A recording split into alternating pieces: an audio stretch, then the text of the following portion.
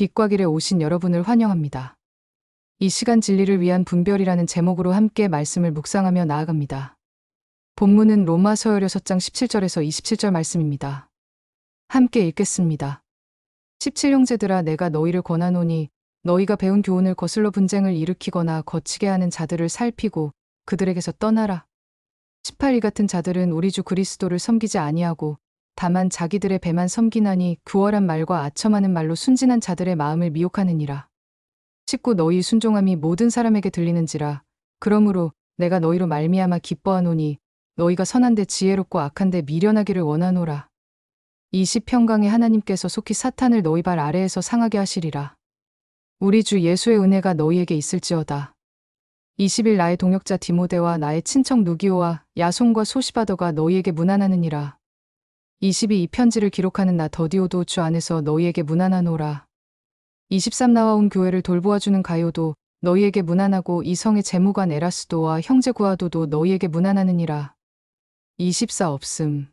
25 나의 복음과 예수 그리스도를 전파함은 영세전부터 감추어졌다가 26 이제는 나타내신 바 되었으며 영원하신 하나님의 명을 따라 선지자들의 글로 말미암아 모든 민족이 믿어 순종하게 하시려고 알게 하신 바 그 신비의 계시를 따라된 것이니 이 복음으로 너희를 능히 견고하게 하실 27 지혜로우신 하나님께 예수 그리스도로 말미암아 영광이 세세무궁하도록 있을지어다. 아멘.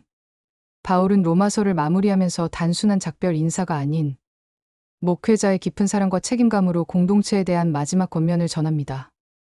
로마 교회는 유대인과 이방인이 섞인 공동체로서 서로 다른 문화와 신학적 배경 속에서 자칫 분열의 위험에 노출되어 있었습니다. 바울은 이 공동체가 복음의 진리 위에 서 있어야 한다는 점을 강조하면서 특히 거짓 교사들의 교묘한 유혹에 대해 강한 어조로 경계하고 있습니다.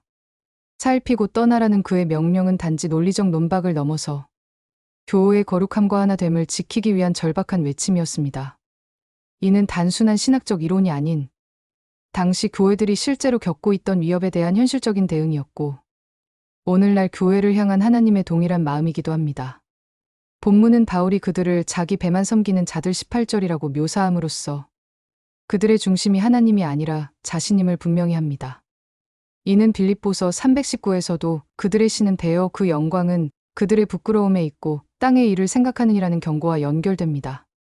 외형상으로는 경건해 보이지만 실제로는 자신의 영향력과 이익을 추구하는 자들은 항상 교회 안팎에 존재해 왔습니다. 오늘날 우리가 접하는 수많은 신앙 콘텐츠들, 책, 설교, 유튜브, SNS 등은 접근성이 쉬운 만큼 더욱 철저한 분별의 기준이 필요합니다. 분별은 사람을 판단하기 위한 도구가 아니라 진리를 지키고 공동체를 보호하기 위한 영적 책임입니다. 그리고 그 기준은 단 하나, 하나님의 말씀과 성령의 조명입니다. 그럼에도 바울은 로마 교회를 향한 긍정과 격려를 잊지 않습니다. 너희 순종함이 모든 사람에게 들렸다 19절는 말은 그들이 단지 복음을 받아들인 것을 넘어 실제로 그것을 삶으로 살아낸 공동체였다는 사실을 보여줍니다. 그는 그들이 선에 대해 지혜롭고 악에 대해 미련하기를 원한다고 말합니다. 이는 오늘을 사는 우리에게도 강한 도전이 됩니다.